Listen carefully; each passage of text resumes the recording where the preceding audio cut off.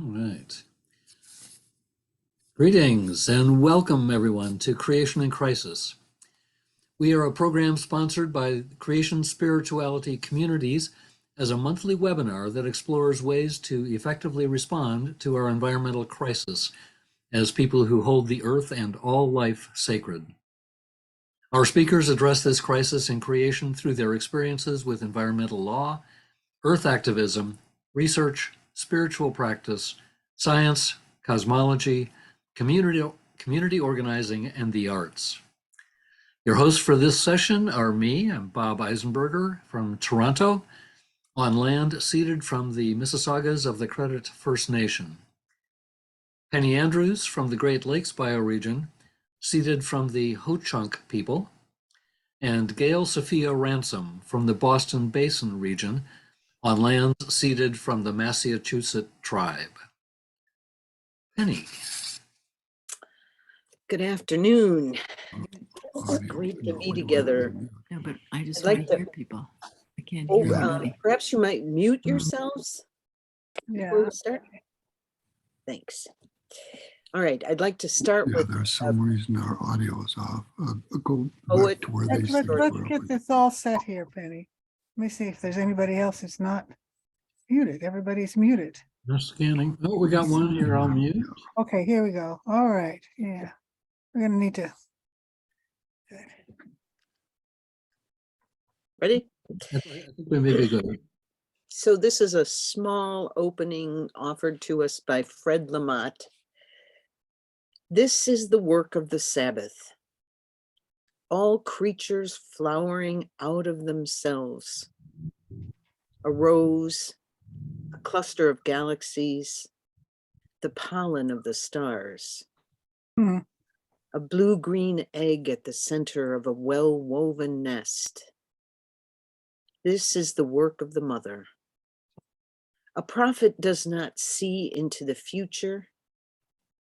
A prophet sees deeply into the present moment. Gail? Well, that, of course, energy is a really good way to start introducing Jim Roberts, because he definitely is a person and a prophet who lives in the moment. If Jim is a minister, a songwriter, a storyteller, a spiritual adventurer, and let me say that again, because he's a spiritual adventurer. This is so key to who he is. A chaplain, a ceremonialist, a pastor, and he's worked in Pennsylvania, Illinois, and Wisconsin. He's done sound medicine, immersions, workshops, inner and outer spirituality workshops, and is right now offering something called the October Invitation to do meditation every day on the earth and your own self combined, which I'm doing. It's very, very powerful, which I'm sure you'll be welcome to do after this program if you would like to join up then. So he is the founder, one of the founders of the Manitoumi Summit, which is a kind of a campsite in a huge piece of land in Wisconsin. The Four Winds Center, which I think was in his church in Rockford, Illinois. The Green Communities Coalition. And he is a man of activism, racial equality, climate justice, and interfaith engagement. But I must tell you that his involvement with creation spirituality goes back a long time. At the beginning, before the beginning, the boards and the university school and the holy names and all the other things that Matthew Fox did to try to sorry, let me get that request for closed captioning taken care of. But before he did all that, one of the first things he did was that kind of like creation spirituality summer camps, and people would go and here's workshop leaders and kind of from the group, and then have people like Brian Swim and Matthew Fox talk to them at night around the fire, and then they would dance around the fire. It was a total immersion of creation spirituality. And of course, first onto the piece of land was Jim Roberts, because this really spoke to him. And I admire him because he's a man that when he feels something, he follows it. And not all of us do that, but he feels it, follows it, and he allows himself to risk, and he allows himself to trust that the right thing will happen. And so he's had a very rich life. And I'm pleased to have him here today so he can tell us about that life and inspire us to more action. You make me feel so old. Really? I don't. Oh my gosh. I just had an 80th birthday and I'm a little sensitive about this, but I don't feel old. In fact, I don't feel anything at all until noon. And then it's time for my nap. Anyway, I can be very goofy, so forgive me in advance. I want to start with a poem that, and this is how things happen. I'm at the hospital after seeing somebody who has cancer, and I'm in the lunchroom, and I'm really diving into some mashed potatoes and gravy. And all of a sudden something comes and I start writing it down on a napkin, which has gravy smudges on it. But I start writing it down on a couple of napkins. And then all of a sudden I look at this thing, and this is what happened. I'm going to read this. Pine needles pray, nestling down. Their scent rises. The forest breathes and exhales a prayer. Its wind moves into fissures. Granite takes it in and firmly issues a prayer to a mushroom, lifted by its bold touch, and sends it down into the juicy, soil-cracked seeds, whose prayer makes the forest tingle down into the roots of the great oak, embracing them all and touching the great river of light. Only those who pray can enter. Join in praying now. Take it in just the prayers of the land.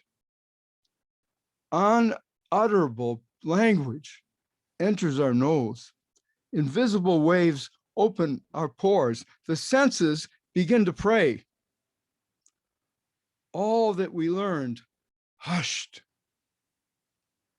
by the longing of the forest. The prayer of the primal lover rises, no longer only human.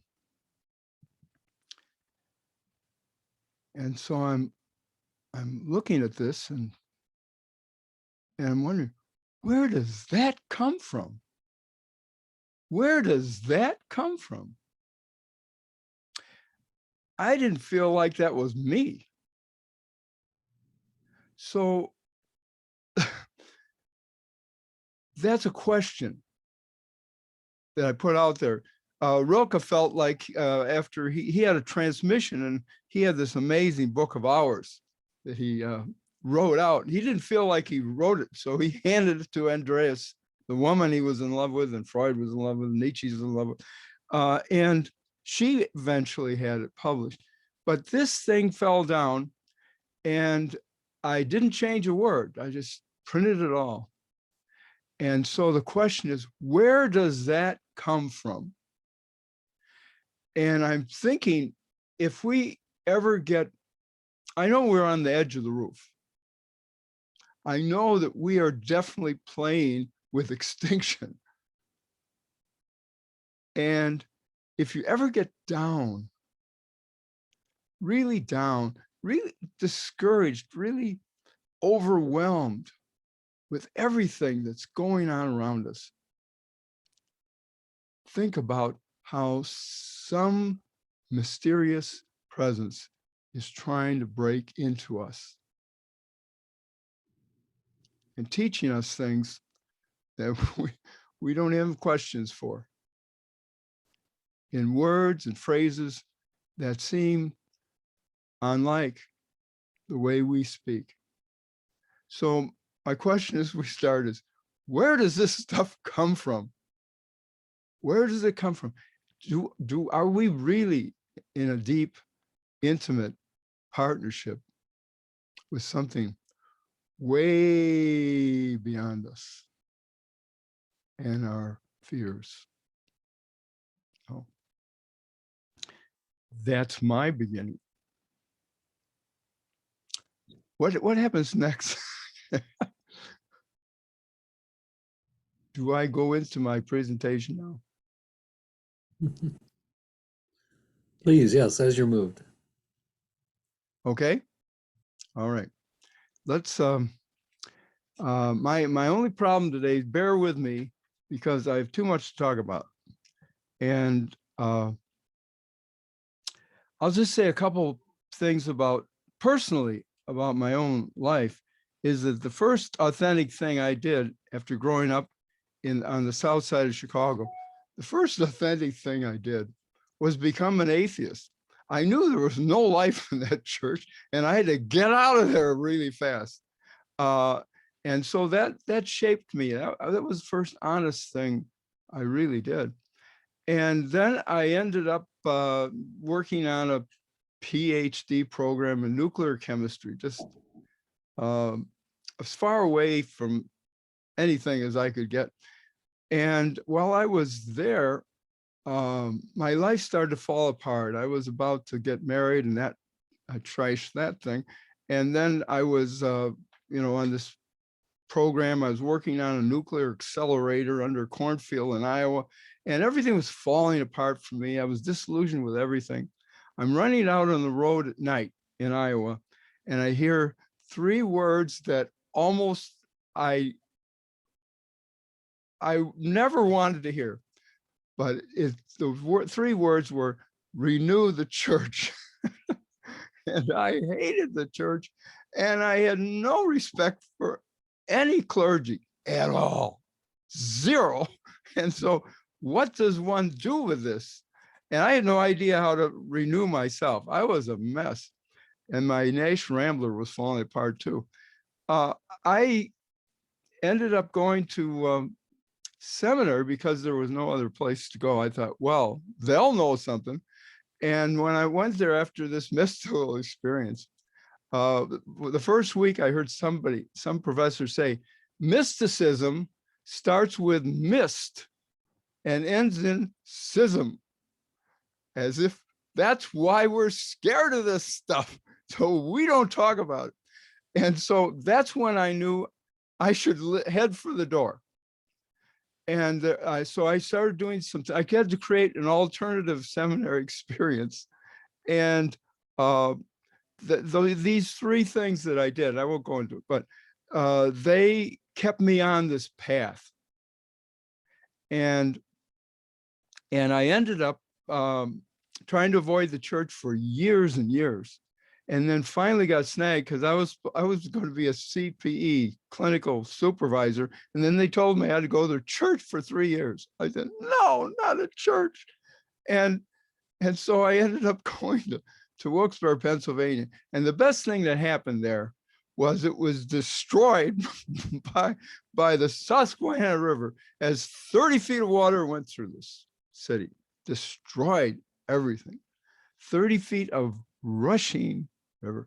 There were burial vaults going down the river, roofs of houses.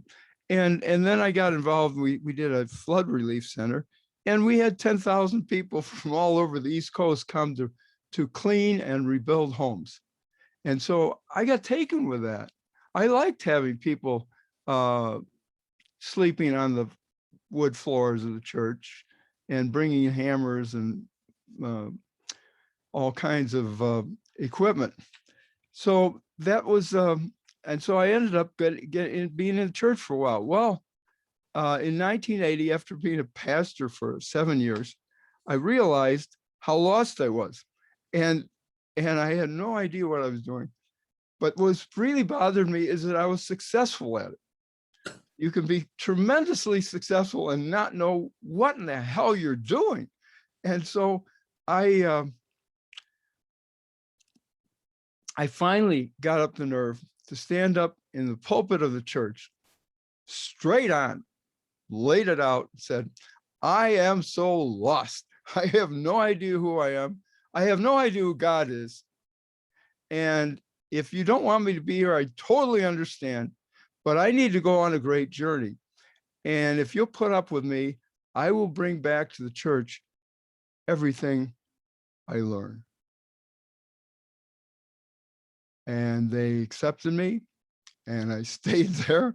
And then I brought back all that I learned. Matthew Fox came to Rockford, Illinois. I had Jose Habde, I had John O'Donohue, I had all these people who came to the church and brought this, and we really created, or it was created, an alternative church. And I felt at home with this because I hated churches, but I'd never been in an alternative church.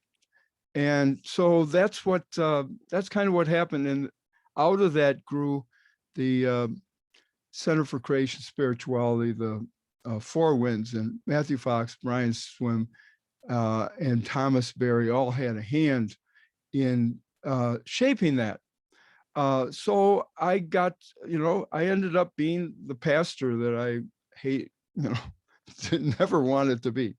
So I want to talk about the what I've learned and we have learned about activism, because I've been an activist for a long time, and what we might do to survive as activists. So many activists like me got burned out. I got burned out in the 70s trying to close nuclear power plants. I got burned out in all kinds of ways with activism. But what I've learned are these four things, and here they are. The activism needs spirituality, ceremony, arts, and solidarity. And so I want to just share some archetypal experiences and see how that plays out and how that can be sustainable. So the first thing is in 1965 in Selma, I bought a clerical collar for this occasion. I didn't have one and didn't use it much after, but I bought a clerical collar.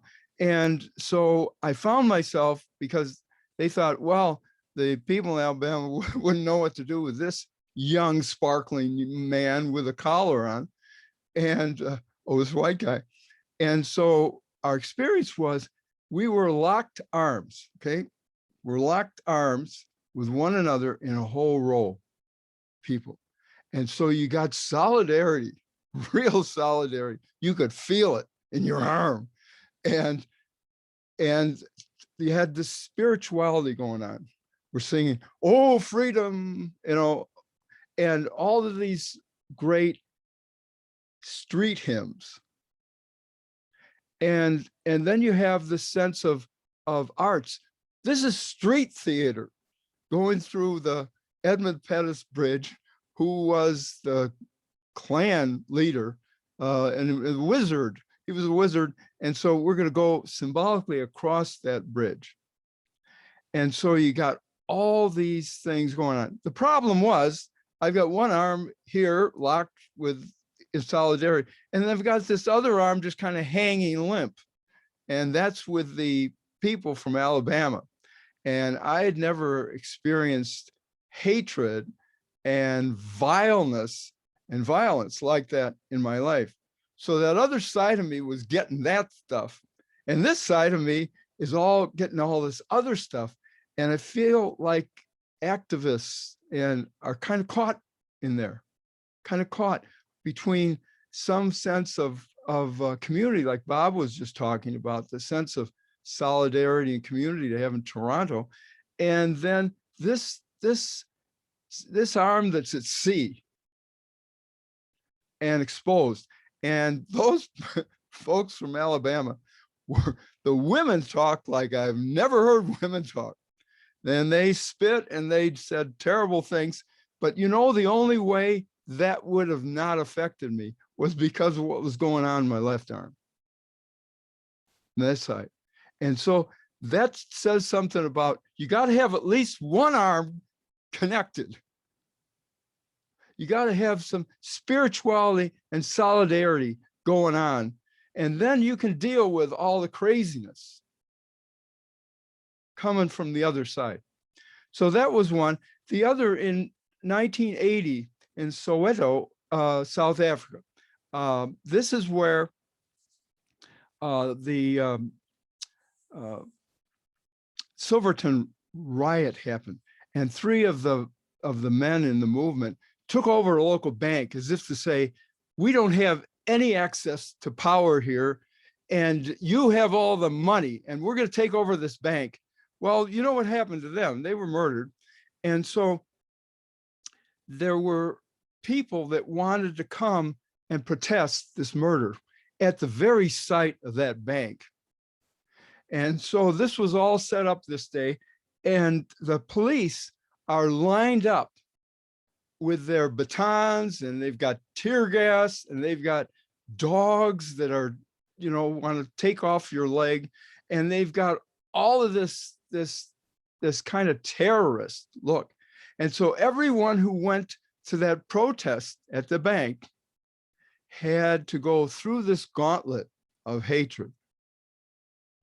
So, and with this, Amanda, that's Swahili for power. And so you have to make a fist. Try that. Make a fist, put your arm up and say, Amanda. Say it with some growl. Amanda. Got it?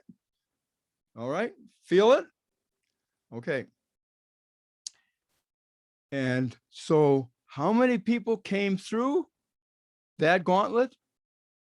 15,000 people came through that gauntlet. Wow. And so there's something going on there about solidarity.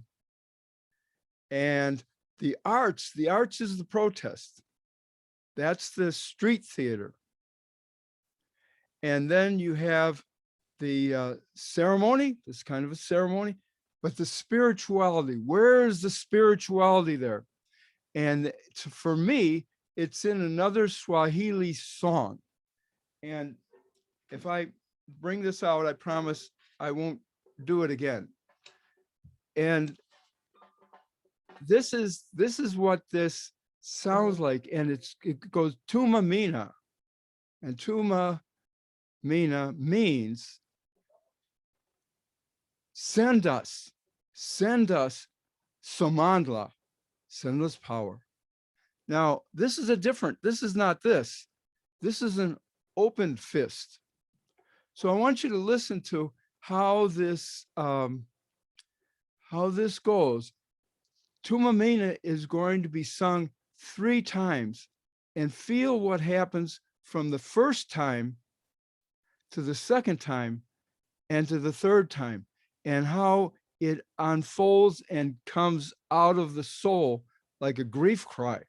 So here's how it goes. Tuma Mina,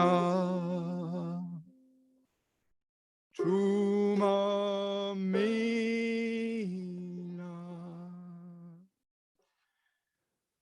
Tuma Mina, Somanla.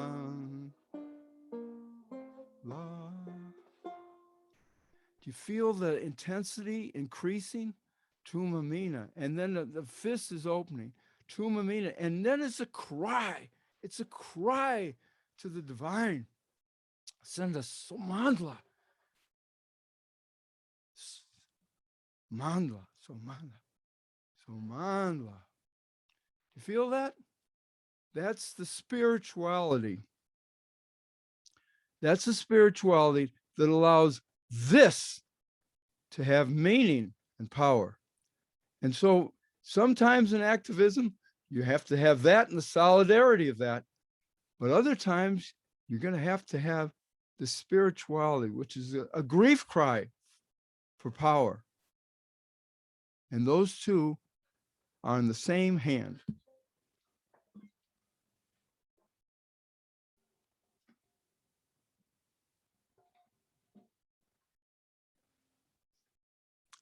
The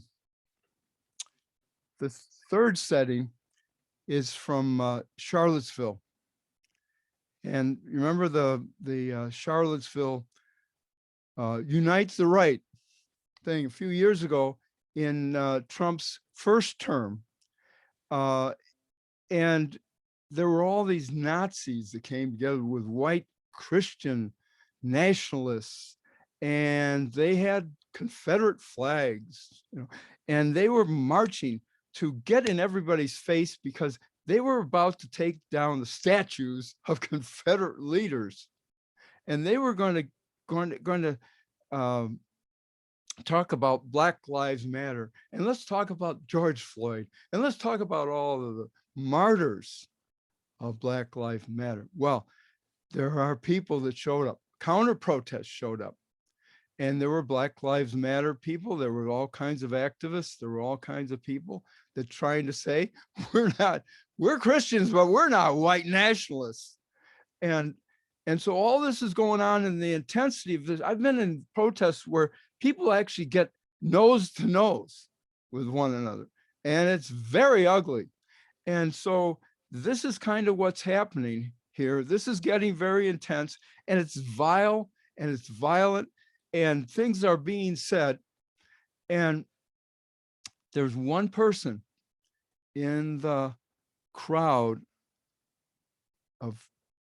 against the protest who starts singing, "This little light of mine, I'm gonna let it shine. This little light of mine, I'm gonna let it shine all around the town." So this is happening, and everybody starts singing together. And you feel the solidarity coming. You feel the spirituality coming here. You feel the sense of a movement here. And it's all coming from this song. What is it like when a whole bunch of people sing "This Little Light of Mine"? Well, my little light's not so little anymore. We got a big light. And you know what? The Nazis did not know how to deal with this. The Nazis could not deal with joy. Not in their playbook. They didn't know what to do with that.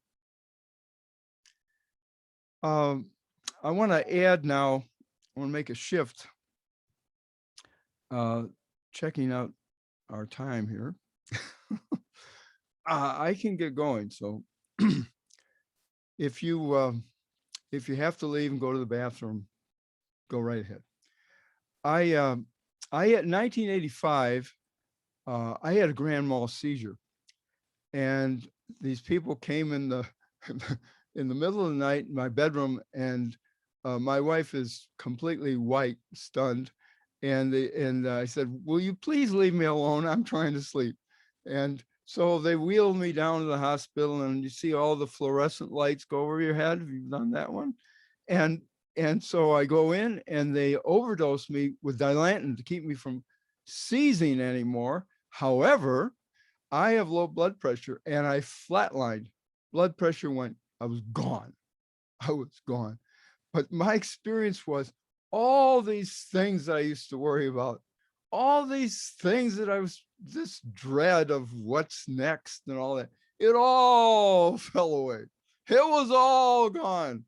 And all of a sudden, I've got some life back, and I move my shoulders again. They're not so heavy.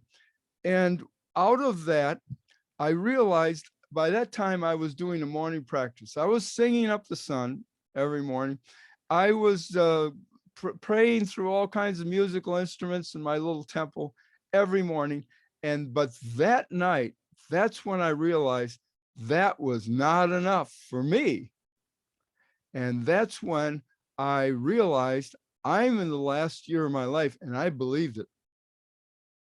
And so I realized I need to go on a pilgrimage every year and stay there. It's a little Vision Quest style.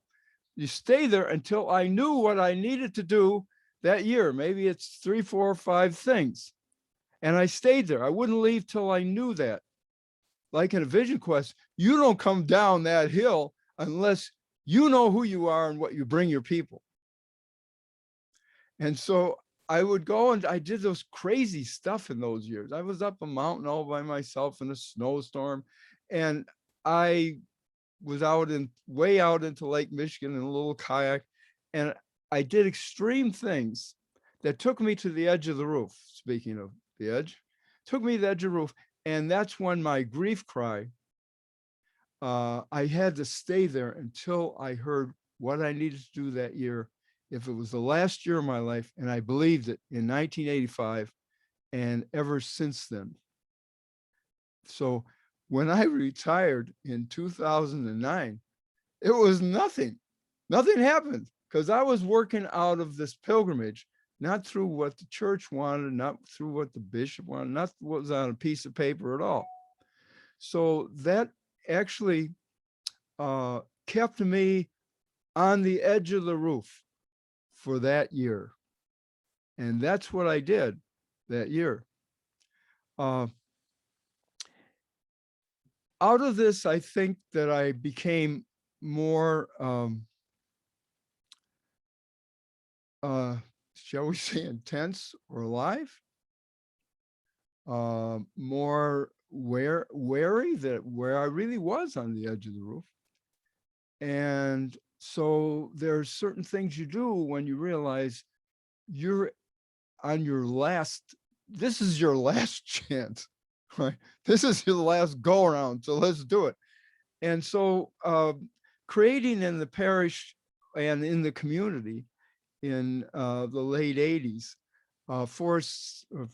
Four Winds Center for Creation Spirituality.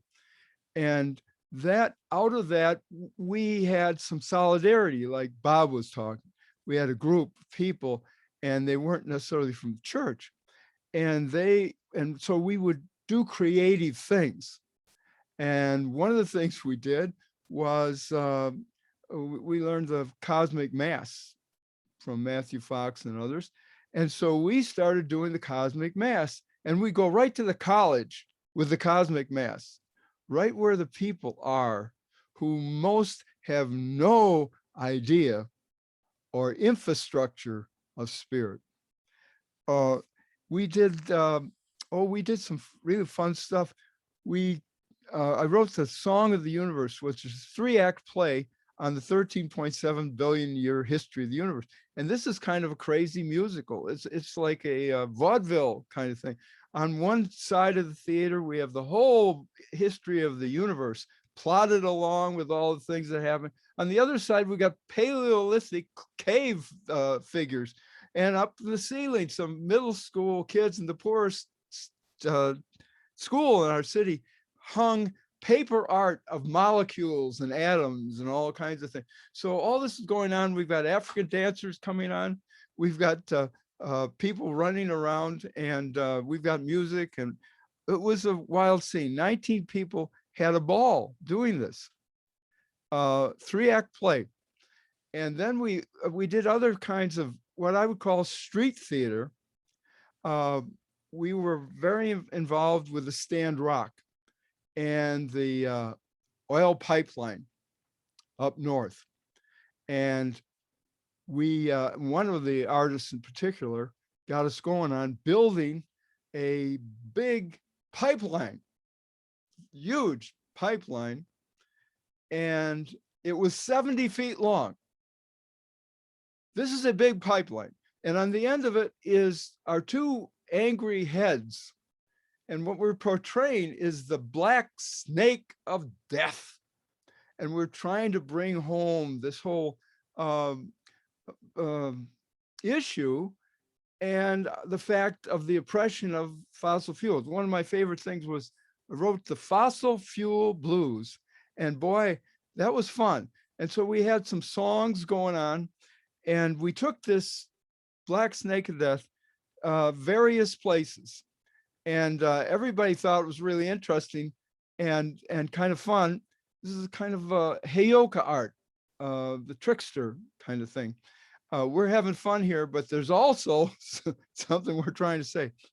And so we took this down to the city market, and the city market where thousands of people came from Rockford, and they went down there and had brats and beer and listened to the music, and they checked out all the local arts, everything in this big area.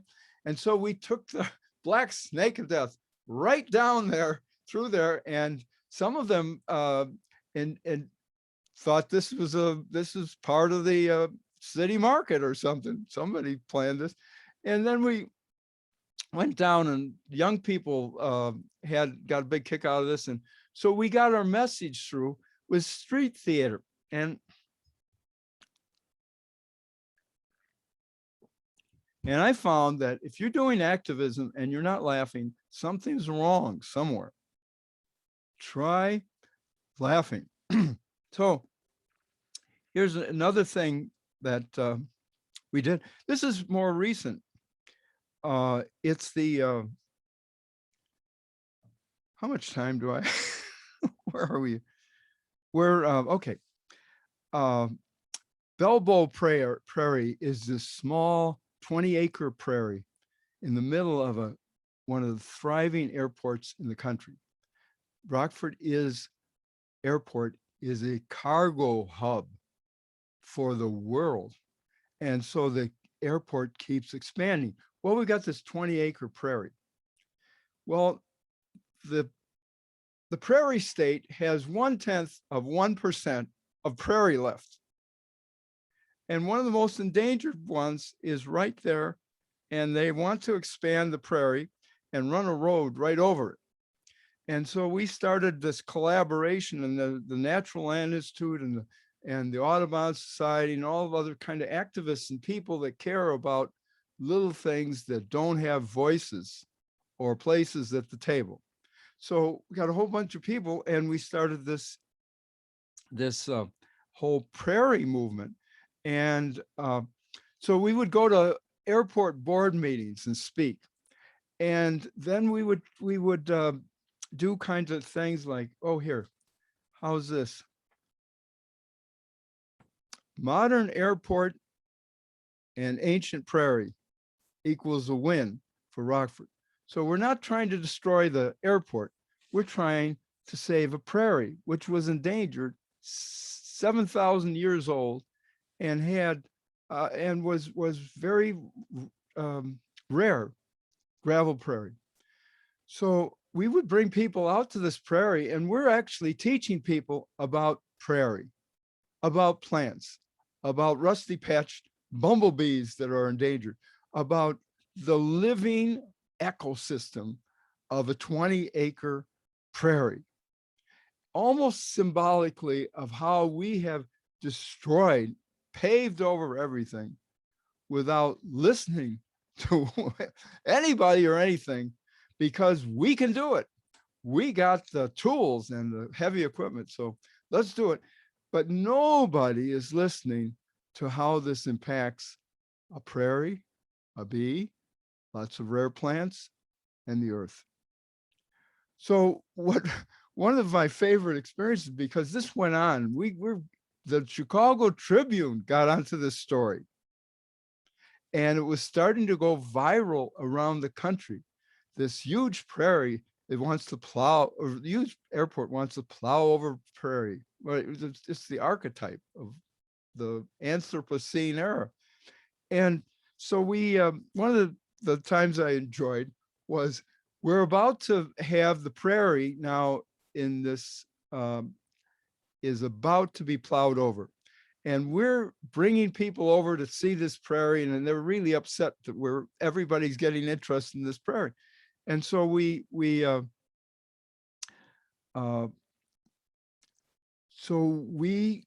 talked about getting in front of the bulldozers that morning, that next morning, which was where they were going to plow it over. So we're talking about getting and not everybody's thrilled about getting in front of the bulldozer, but we were to somehow do something.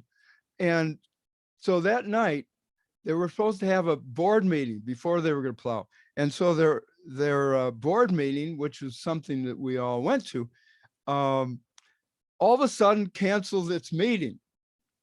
We were suspicious that they were in there somewhere, but they weren't meeting, and the doors were locked. And so we're out there and it's raining, and we've got these signs and all the ink is dripping and it's dripping off our heads.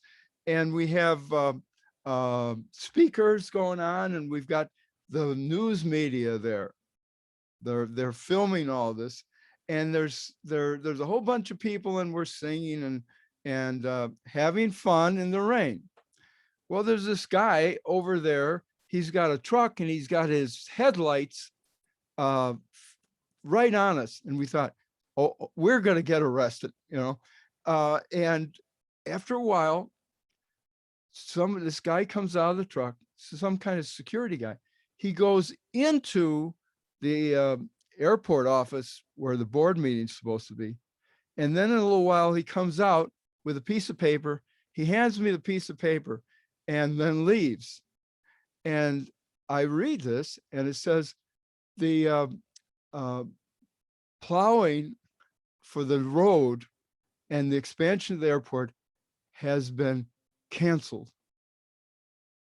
We all said that, and we had a party, and it was great fun in the rain. And it reminds me of how this all these things, I think the joy of this is also in there. Joy is somehow connected to spirituality.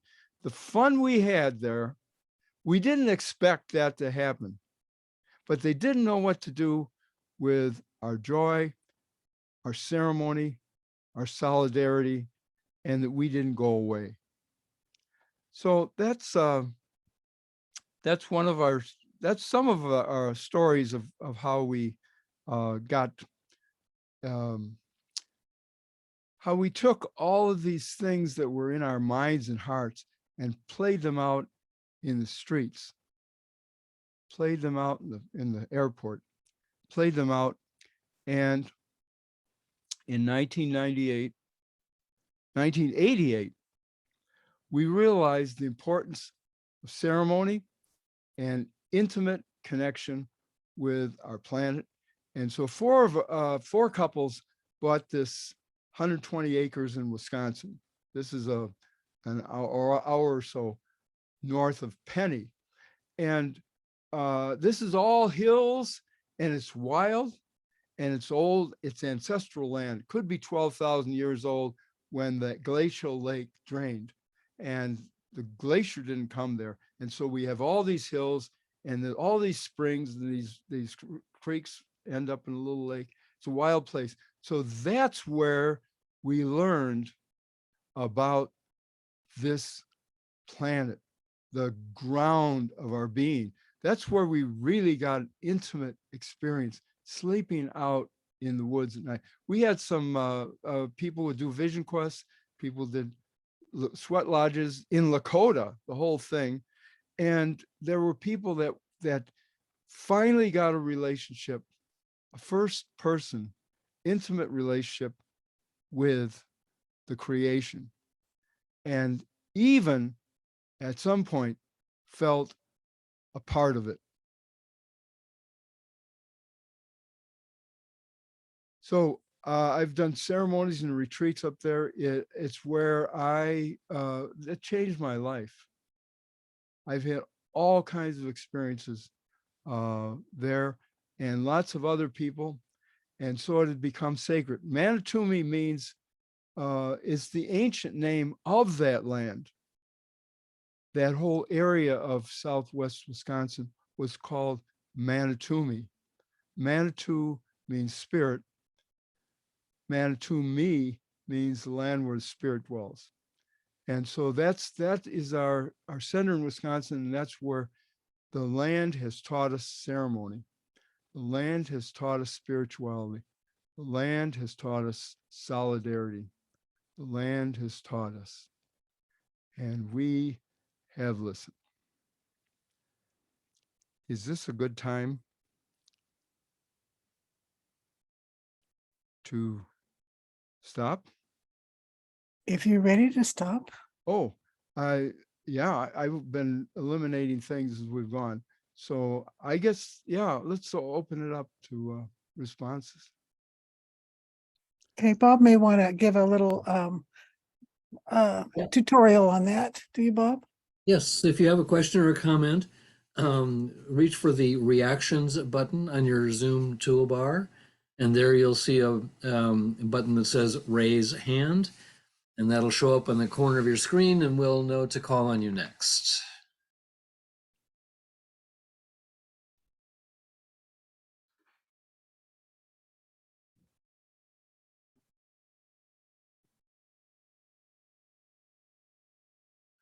Yes, Mary Jo. Oh, This has been so inspiring. Can you hear me okay? yes, we hear you fine.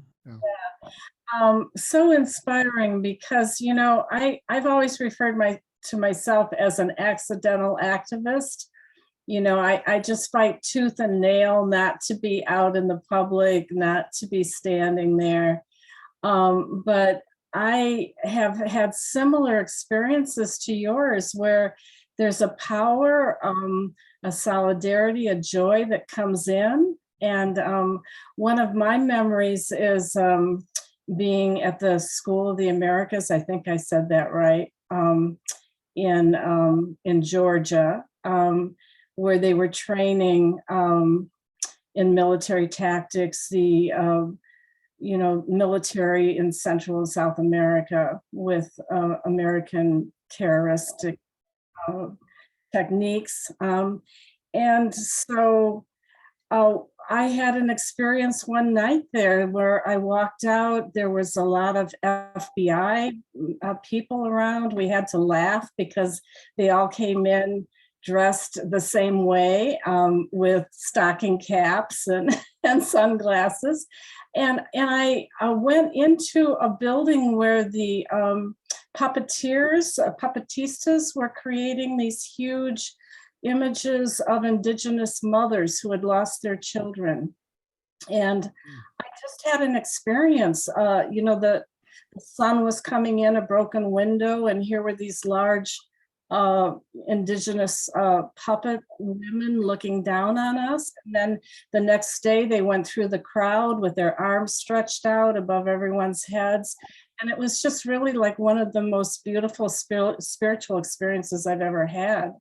And yet, you know, I was terrified going down there and terrified of the FBI being on our trail, etc. So, you know, thank you for sharing the joy of your experiences. It was very meaningful. And before we end today, I would love to hear what practices you're maybe sharing for the month of October. And so I'll stop there. Thank you.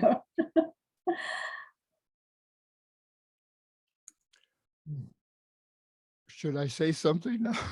Yep, that's fine, please. Well, that sounds like a amazing experience you had there. You know, that how often does that come around, and you didn't miss it? That's the important thing. Sometimes it's like the saying, "No risk it, no biscuit," and the importance of risk in our life, because there's so much there in us that wants to be comfortable and at home. And so it takes a great force of nature for us to take that risk. And how much energy and adrenaline and joy and solidarity is in that risk. What I'd say about October is that we're calling it Offering Up October. And the first week of that, which we're in right now, The first week was to go carve out time every day, practice where maybe you walk in the forest, maybe you walk out at night, but you listen.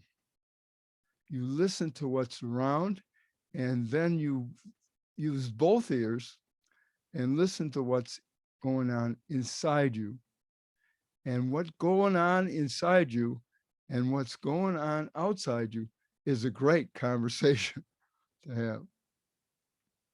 So that's pretty much what the first week is.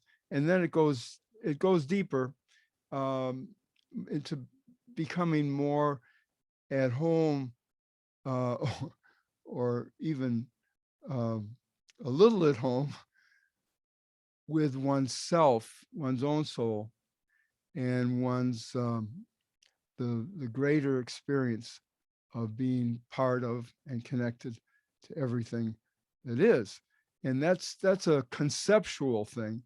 To experience that is a whole other thing. But to get the concept is a great start. Did that make sense? Jim, maybe you can tell folks how to connect with you via email. We could Okay. put it in the chat because that's how the message for October's offering is going out. Okay, let me just give it to you because I don't chat much.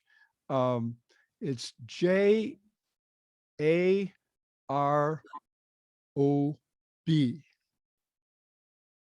401 at AOL.com. And it's also in the thing that they sent out with Creation and Crisis.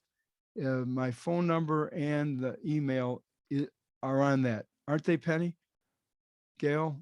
Yes, I thought so. Yes. I'd love to hear from any of you. And if you want to be a part of that, absolutely. If somebody's crazy enough to want to go on a retreat, I have one spot. I had somebody back out of the retreat. I've put that email in the chat so people can pick it up. Yes. Okay. No, good. All right, Dennis and Marcia or Marcia? Yes, hi. Hi. Hey, Jim, it's great to hear your stories. I was making music in support of the anti-nuke movement in the 80s and the anti-Contra movement. And I am a professional musician. And at this point in my life, I want to join forces with many people to create the kind of street art you're talking about. And I'm new to Southern Maine. And there's no lack of love for the earth here. And I'm curious and seeking advice about starting up a, I don't know what you call it, a collaborative arts political theater group without, I don't have any money, you know, and we know we can't do it alone. So I'm just curious. I've just recently fallen in love again with Reverend Billy and the Stop Shopping Choir. You may be familiar with him. RevBilly.com. You can check him out. Okay. And the Stop Shopping Choir. They're pretty great. They're in New York City. Yeah. Reverend Billy. Yeah. He preaches in the lobbies of Chase Banks and the like, while his coterie of the Stop Shopping Choir howls like wolves. Nice. Yeah. So I'm just looking for logistical or wisdom tips on attracting humans and energy and skills, particularly the kind of art skills that are needed, like cantastoria kind of stuff. Well, I think it's great that you're interested in that. I think that's kind of missing in our culture, and you sound like you have the skills to do it. So I would start with one other person Maybe that guy that's in the background there. I think there's a guy in there. He looks like he Yeah, has a yeah. hate. Well, he's He has he, an we're in aura cahoots. around him of some sort. Yeah, yeah. Yeah, we're in cahoots. Okay, well, start with somebody in cahoots, and then just get around the fire in Maine there, and invite some people, and have some food, and then tell them your vision. And when somebody has a vision, usually people are attracted to them like bees to pollen, and because not everybody has a vision. Not everybody has something burning inside them. And so that's your very important place. And people will be attracted to that. People there's so many people that are bored, and there's just so much TV you can watch, and there's just so much junk on the phone. And after a while, you want to do something with more meaning and participate. And you just disappeared from me. But anyway, I think you're onto something. I would let it rip, girl. That's good stuff. Okay, thank you. I would say that I'll come up and dance around your fire. I live in Boston. He's in Boston. I would love to do that because There you I'm go. trying to find a way to, address the situation. So I'll send you my email. That's another question, how we can interface with one another, Gail. I love that idea. Mhm. I don't want to take up everybody's time here in our precious Zoom time, but I would love to communicate with you, Gail. Okay. I'll put it in the chat. Thank you. All right, Jim, we have a question in the chat. What can we do individually and or collectively before the midterm elections? Please, we just must do something. It seems critical. Jim, what might you suggest? Mm. Wow, I meet so many people. I've done some door-to-door things, and I've hung out in housing projects, and there's a lot of people who feel like our vote doesn't mean anything, it doesn't count, it never did, never will, so what's the point? And to instill in people, this mass of people that don't vote, don't worry about people who are going to vote. The mass of people that don't vote and are in despair about our country and our communities and our neighborhood, and don't see any inspiration in it, don't feel any solidarity in it, no spirituality in it. And that's the kind of activism that people need. For some people, the first step is getting registered to vote and voting. That's activism 101. And I would work with that. Does that make any sense?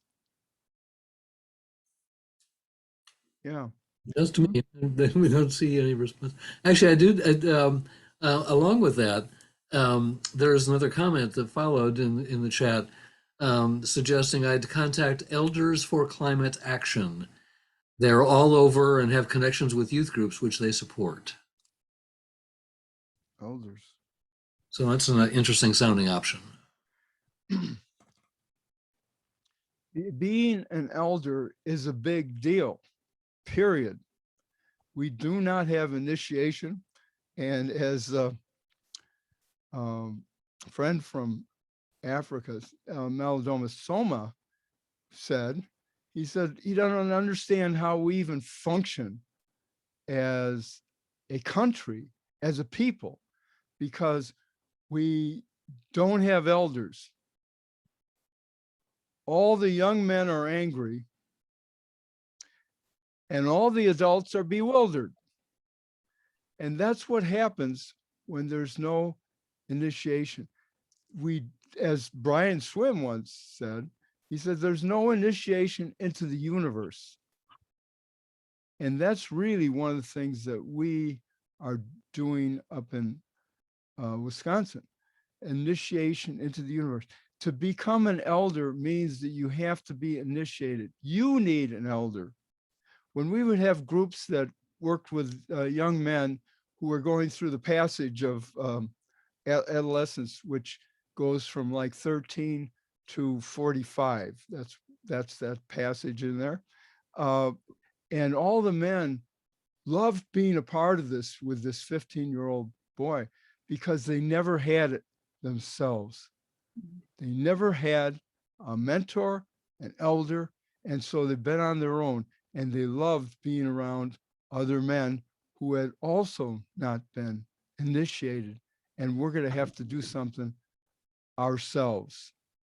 And so if there's a group of elders, that is great. I'd like to hang out with them some. Where are they located? I don't know. They're all elders for climate change. They're all over. They're all over. Okay. You can find, if you go to the website, then you can find something in your own area. Elders for climate change. That's Yeah, good. they're really doing it. Excellent. Elders for Climate Action. Climate action. Thanks. Elders Climate Action, yeah. That sounds good. I'd just like to, I got my hand up here. I just wanted to point out, Jim, those words that we all say at the beginning about being old, and I want to know I'm being old and I'm too old, and this is bad. I'm going to turn out 80 and it's all bad. But when I listen to you talk, it's been so long and so rich. And how could you ever be here with everything you know now had you not been there? And the accumulation and the feeding of one event, one experience into another experience that brought more, I think, is part of the joy of being older. I think it it brings us to appreciation of, when you think of how many parts of history you were a part of. Oh, and here you are. Yeah. Well, and the rich feeling of being alive and not full of fear, not full of hatred, not full of boredom, is a wonderful feeling which you can have at any age. But I think it's urgent. It's very hard to live in these times and without your soul. I was quite taken by the committee for the de-escalation of the insurrection. The committee that was interviewing, and one of the men was being interviewed, and he was talking about this conspiracy that they were all involved in, and they were all afraid of Trump and all. And the questioner, the interviewer, said, "Can you describe for the committee in detail the exact moment that your soul left your body?"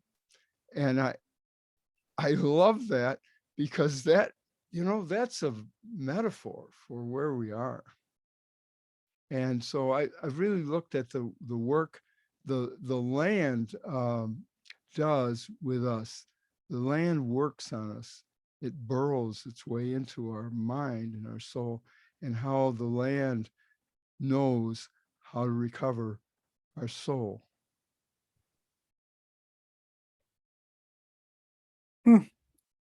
That's a great phrase. Thank you. We have a couple of other comments in the chat. One person says the Pachamama Alliance is exploring the spirituality of action. Very inspiring. Great. Well, things are busting out all over. If you have a good nose, these things are going on. So it's I prefer not giving speeches and programs and that.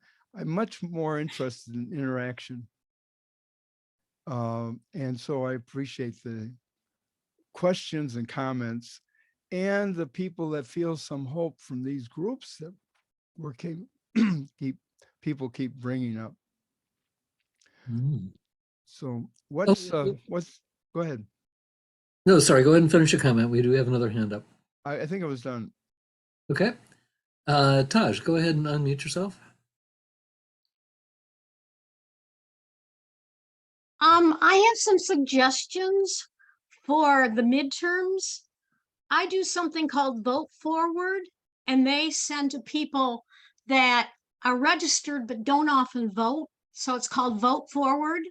And then there's the Greenpeace does quite a bit of that. I've got 30 letters that I'm sending out to people Oh, for Greenpeace. So that's what I want you to know. that's good. All these things are encouraging. You don't hear them on the news. No, never do. Greenpeace doesn't have a regular feature here, under the radar. Mhm. Another person has suggested Richard Rohr has tried to move us in this direction for years. Tough culture to get this moving. And actually, Yeah, I know. Yeah. I heard about that a bit from one of the people earlier this summer. Penny ran a class in the new cosmology, and one of the projects that came forth out of that was a workshop that particular fellow would like to get going with Richard Rohr's work. So there's some fascinating possibilities there. Yeah. Richard Rohr has a daily column that he sends out, as does Matthew Fox. I find the one that Matthew Fox is sending out to be quite very rich.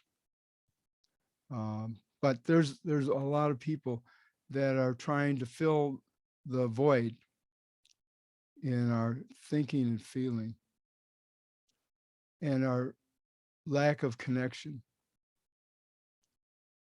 Oh, this is an interesting format here, talking to one another on the internet from very different places, and we won't see each other any other place than here. I don't even know where all you folks are from. True enough. We're scattered about. I'd just like to take a second to, Jim, you may already know about this, but it's another place where there's gonna be a lot of energy. And that is next summer from August 14th to the 18th, the Parliament of World Religions is going to be in Chicago. And the topic is very activist related this year. So it's Matt is hoping to do a techno-cosmic ritual with Gail's help. We're hoping that a gospel choir will help make that come alive for us. And just having been to a couple others, it inspires and it informs in such a stretching way, because people are coming and talking about their projects, and there's all kinds of opportunities to connect. So it's something to keep in mind if that space and time is available to you. They keep the cost pretty reasonable, I think, especially if you sign up early. But and also for some of you, there's November 3rd is the deadline for proposals. And it's not too difficult to propose things. So just keep that in mind as you, as an opportunity to come together with like-minded people and find each other. And then a second thing I was thinking when we were talking about actions, and particularly the arts, because this one happened in Madison not too long ago. 350.org has an arts committee. And what they did was a flash mob where everyone dressed in different costumes of animals. And the song that they danced to, which was very loosely choreographed, but you could tell there was intention, was Staying Alive. And it caught people. It was visually very exciting to watch, and there were all ages and sizes of animals and people within the costumes, and it delivered a huge message, and it gets our kids engaged, which is another huge thing, because as a mother of a millennial, you know, they're looking at a tough road ahead. And maybe, Jim, you can speak to that. What are your experiences with younger people and engagement these days? Well, one of the things that I did with high school young people was that I bring them up to wild Northwest Ontario. And we lived up there for a week or so. And I took them on various experiences. And like one of them was through this rapids. We had everybody planted on some boulder where the water is rushing down, and left them there for several hours. And so they got really immersed whether they wanted to or not. And at some point, the river started to speak to them, and they calmed down, and they became like a boulder as well. And they had experiences there. And we lived as a community. Every night we would get around a fire, and we would talk and about our day's experience, what it was like to be out in the wild, what it was like to take a walk in the true darkness of Northwest Ontario, what it felt like, and how was that like? How did you feel inside and outside? And then in the evening, one of the things that we did was that we talked about any kind of experience that we had with one another and what needed to be addressed, forgiven, spoken of, let go of. And we stayed there until it was all done. Sometimes it took a while. Sometimes we didn't get a lot of sleep. But it was like, in a way, we were spending the days trying to deal with our feelings about being alive in this amazing universe, with ravens cawing and trying to talk, and there were bears around, and all these amazing creatures, trying to understand how to relate with them, and then trying to, in the evening, trying to find out how to relate with ourselves. Which is harder? Which is, who are you really listening to? What's going on inside you when you're in the natural world versus what is it like with our circle of 20 people? Are you open? Do you listen? Do you feel things? Do you feel a part of this? Do you belong here? What is this like to be ensouled and to be in a place where every being is ensouled? Do you listen to anyone at all? Do you speak your heart? Do you pray with the animals? Have you learned to pray? I'll tell you experience I had. Up in Northwest Ontario, the same place. I used to go out and do ceremonies in the morning, and there was a great drought. You know, this is the welcome to America and the planet. And this is some years ago, and this enormous drought, and there were cracks opening up in the land all over, in the earth all over. The trees were starting to shrivel up. The leaves were going early before fall. And so all this was going on. So I went out and I prayed with a rattle. and I pray in circles. And I just keep going in circles with the rattle. And what happens after a while with the rattle is everything else disappears. And all you're doing is you're going deeper and deeper into the earth and into yourself. And all the other nonsense disappears. So I'm doing this, and every day something new is happening. Every morning I get out there, and the first morning I noticed all the ravens were coming closer at the top of these trees and making a lot of noise. And so I just kept in my circle. And then the red squirrels started in, and it was like they wanted to be in this too. And it was like the fourth morning I was doing my circle, and I always stop at the end and play the native flute. Native flute is my second voice. And I started playing native flute, and the craziest thing happened.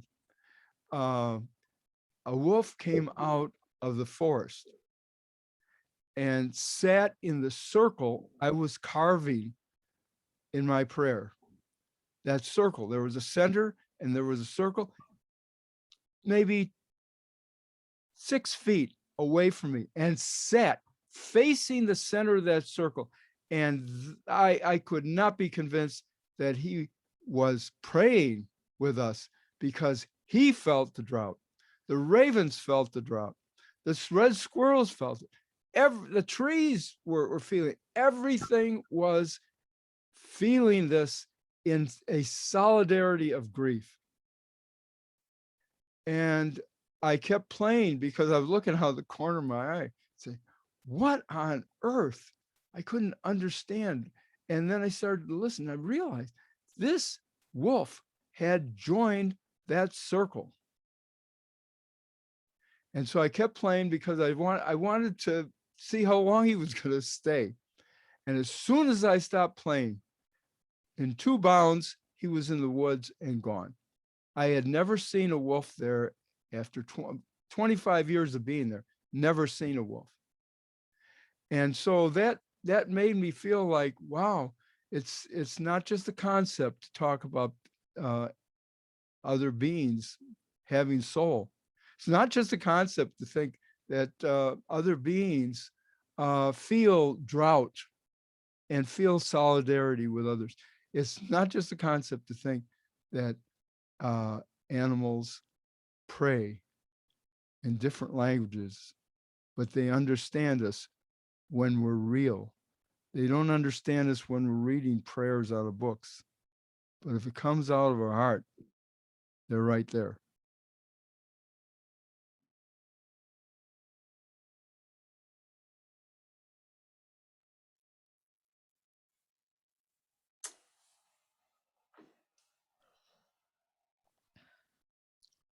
I can still see them. Thank you for that story. It's good to tell it. Keeps it alive.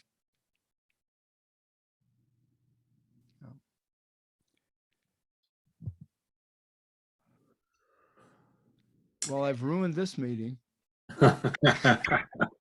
Hardly. Oh, no, we're all caught up in it.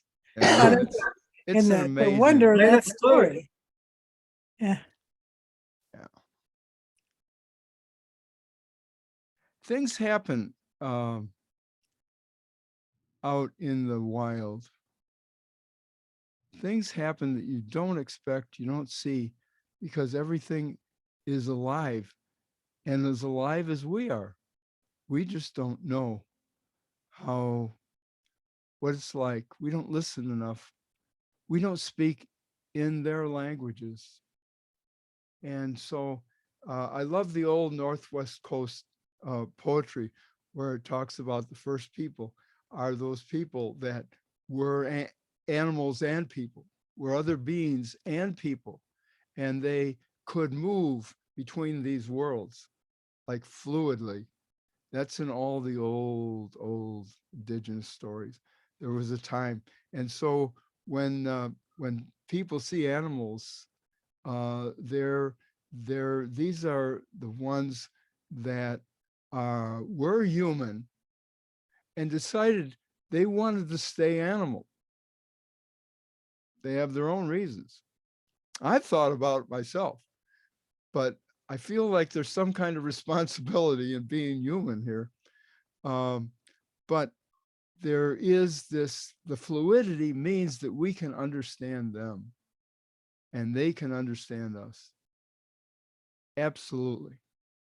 And that, you know, maybe it'll start with your family dog, but if you go out there and are serious, you take them serious, they begin to take us serious. And we have a common DNA, ancestry, and soul.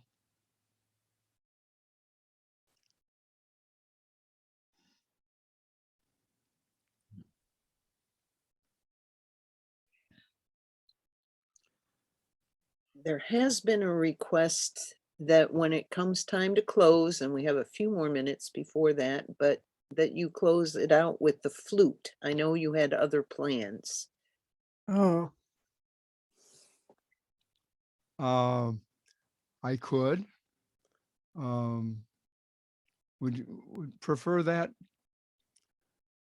I think Yeah. somebody was inspired by your last story, and you're saying your Okay. flute is the second voice. I'll get the flute.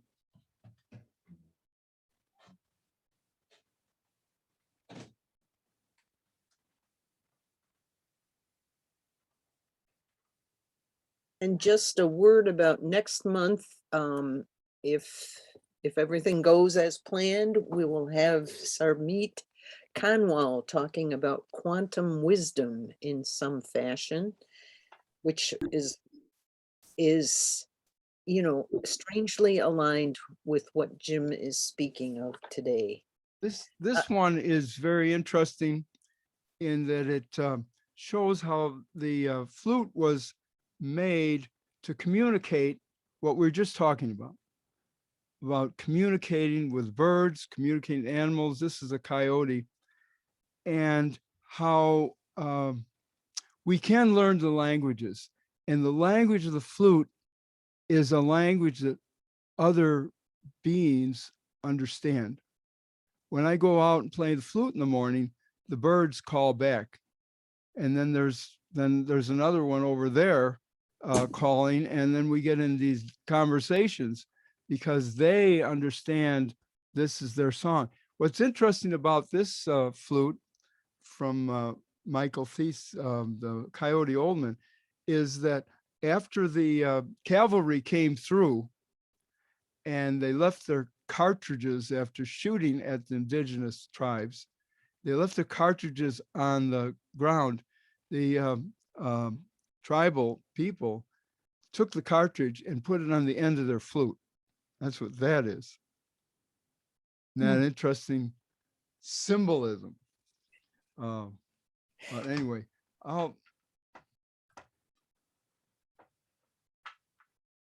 play a few things, or for a few minutes, or maybe a minute.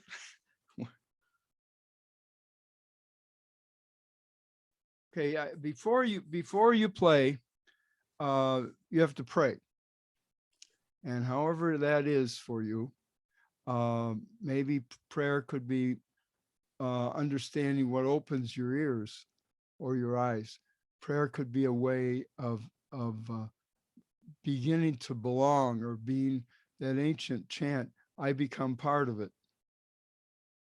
That's a big deal, to feel part of it. And maybe the flute is a way to become part of it, to join the song. So here we go.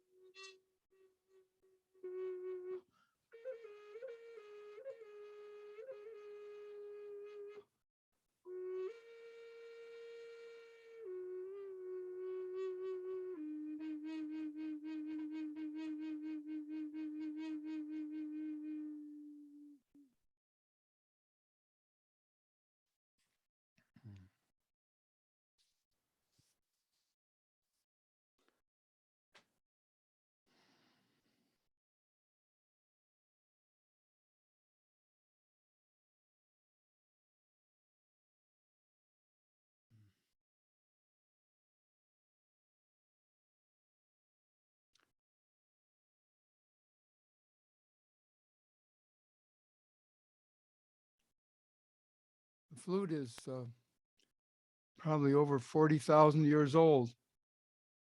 40,000 years old. 40,000 years ago, we spoke freely and listened freely to the natural world.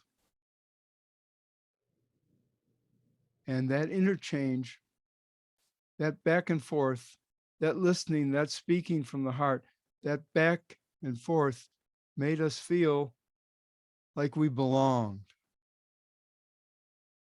to one another, and that we weren't very good apart.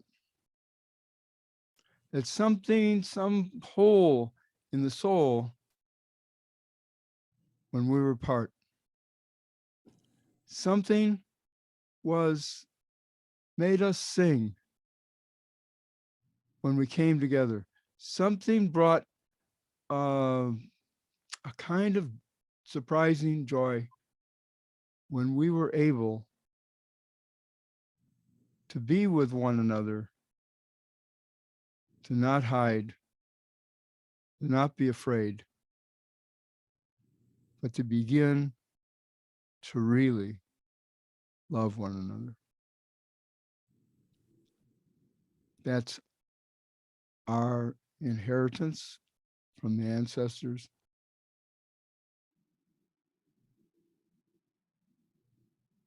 That's what we want to leave.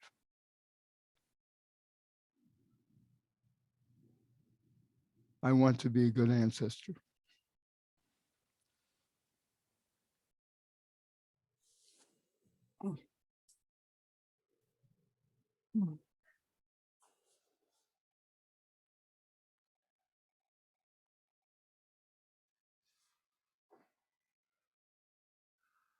Jim, you've given us so much today. We're so grateful. We're so grateful for what you've given us. No? Put on your headphone. Unmute. Oh. Okay. Try that. We're so grateful. You've given, from the comments on the side and just entering into your stories with you, you open my heart, and your words just now about ancestry and love, the legacy of love that we come from and that we can leave, deeply, deeply touched us. So, Miigwech Jim Roberts comes from Gloria. Yeah, thank you from the gift of time and heart. Thank you. Thank you for the allowing us to see a truly integrated person with activism and soul and practicality, actually, the regular life stuff, regular church leadership stuff, and then the way you have integrated that. It's an image that I really appreciate having seen in you. It was an absolute privilege to be with you all. And it makes me feel hope to know that people really care about our way forward, about the great turning and the amandla of the turner. Mandla. So mandla. Oh, mandla. Thank you so much. Oh, yeah. And a privilege. And a treat. Yes. Well, let's do that. Let's do this. Let's everybody unmute and do that amandla with Jim. Can we do that with you? What you just did, but all of us do it together? Okay. Okay. Both of them. Both First, amandla. Amandla. Amandla. Together. And then so mandla. So mandla. Oh mandla.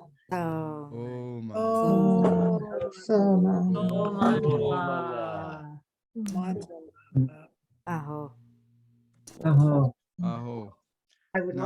Namaste. Right. Indeed. Bow to you. Peace to all.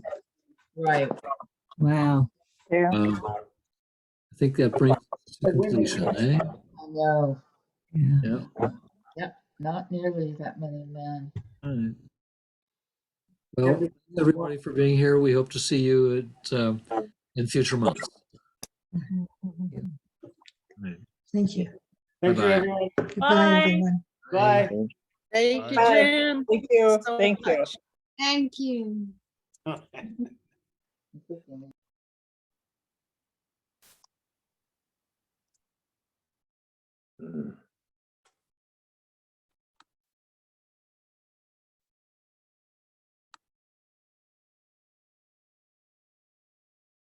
Well, thank you again.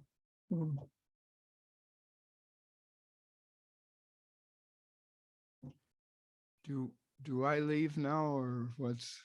No, you have to stay here for about I a have to couple of stay hours. for a We're couple going to talk hours? about what you said, and then we're going to videotape what you did again. So we'd like you to go through the whole thing again, and this time we'll record it. I hope Well- you don't mind. It's a couple of hours. I can't promise that I'm going to be that brief. This was brief for me. I was surprised. You tell some good stories. Wow. Oh, there's lots of stories.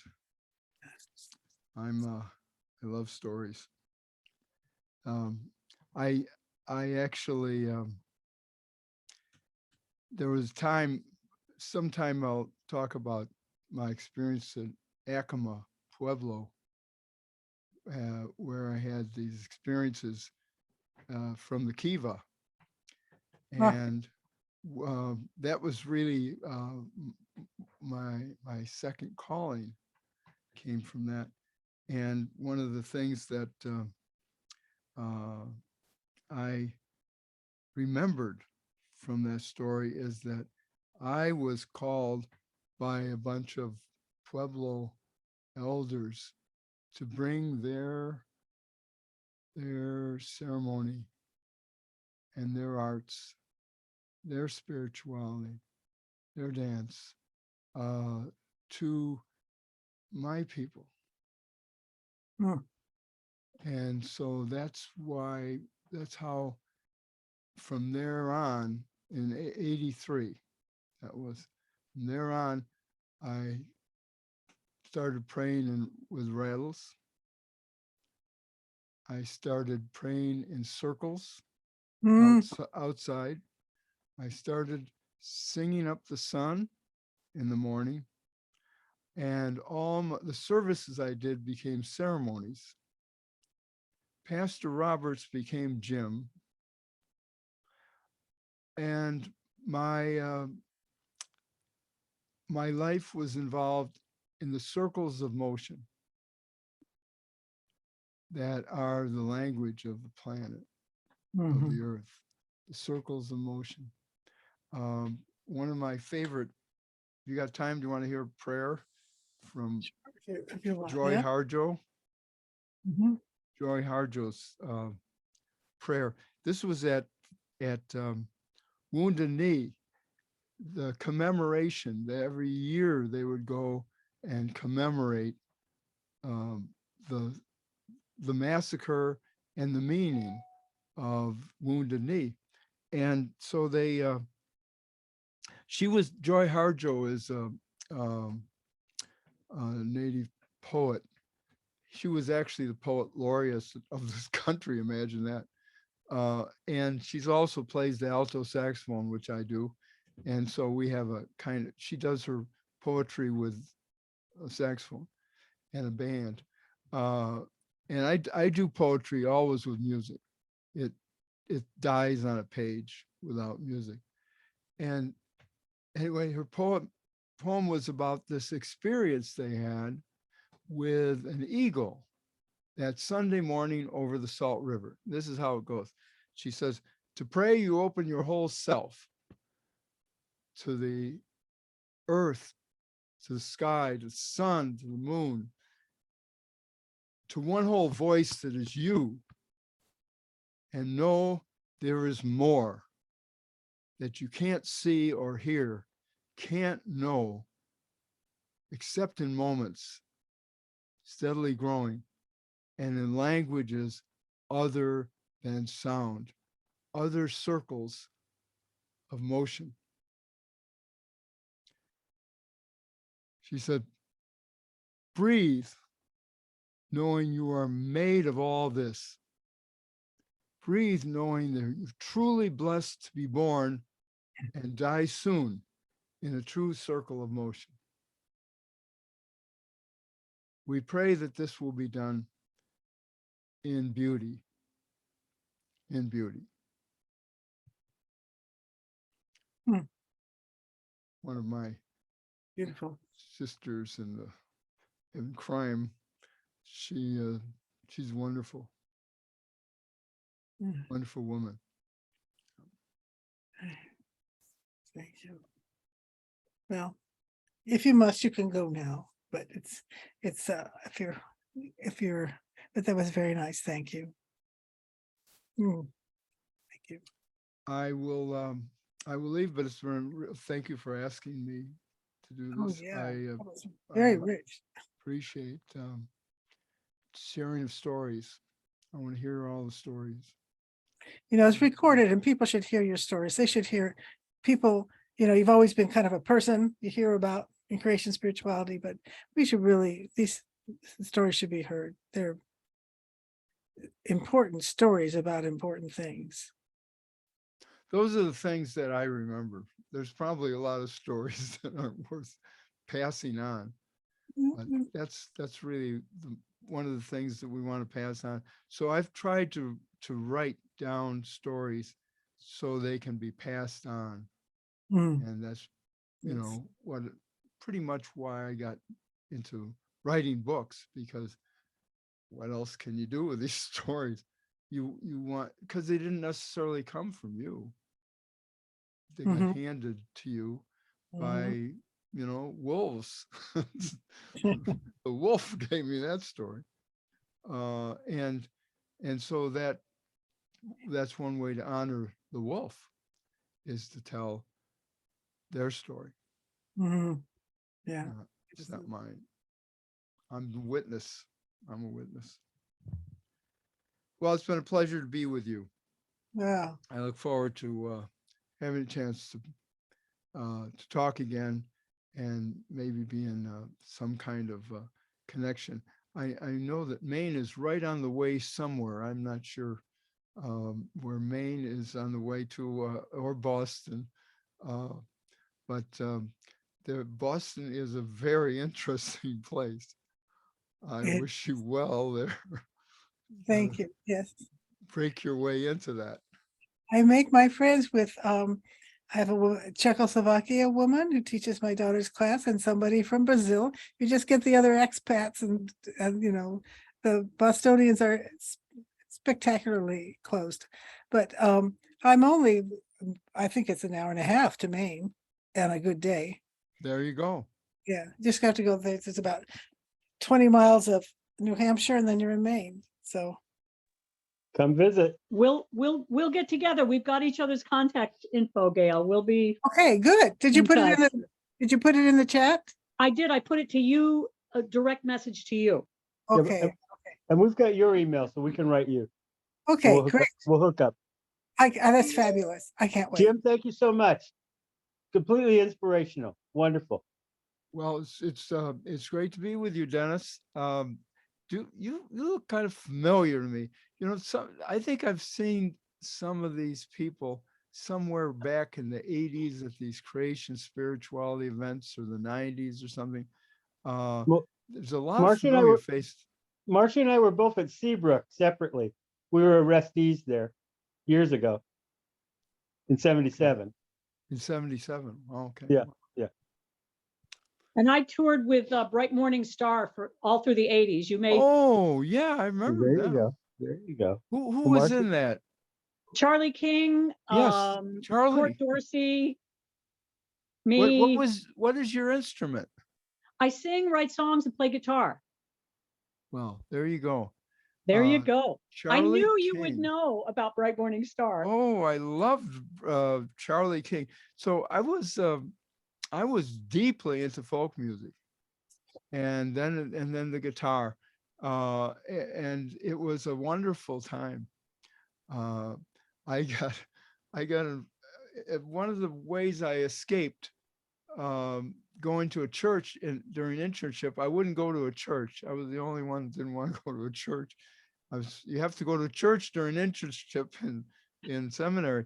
I wouldn't go to church. So I said, well, where can I go? And I found this coffee house in Reading, Pennsylvania, was looking for a director. And I said, I'm the guy. And so I went in 1967, the whole coffee house movement was all folk music. Boy, it was an alive place. People were talking to one another and everything. And it was an exciting place to be. And then it's 1968, coffee house movement died. And all the college students from Pennsylvania and New York and that gathered with us, they all kind of left. And something else was going on in 68. Well, I opened the doors to the city downtown, and all these Black young people came in. And it became the world's only Black coffee house. and it was, and overnight, we went from playing the guitar and singing The Times They Are Changing by Bob Dylan to getting around a piano with in a Black group singing Hang On, Sloopy, Hang On. That happened within a week or two. Wow. It was like white flight. And it was like the only place out there in Pennsylvania near Philadelphia where Black and white people talked to one another in 67 to 68. Black power was coming in through Philadelphia, and it was fascinating for me. So I got to an immersion in the Black community in 1967 and 8. That was that really changed my life. And they managed to accept it as an internship at the seminary. You just slipped under the door there too, I because slid around. Yeah, I was avoiding two years before they would have never done it, but probably just that's on true. That's Yeah. true. It was good timing. Yeah. Yeah, I probably would never finish seminary. I still have trouble with churches, so I had to do something about this, because I was the pastor, the dreaded pastor. Anyway, great to be with you folks. And Thomas looks like he's laying in the grass or something. Yeah. Mary Ellen's fallen over, I guess. Well, you folks have a great night. Okay, Thanks thank for you so asking. much. Bye. See you next Bye. month. Bye-bye. Bye. Bye. See you. Great.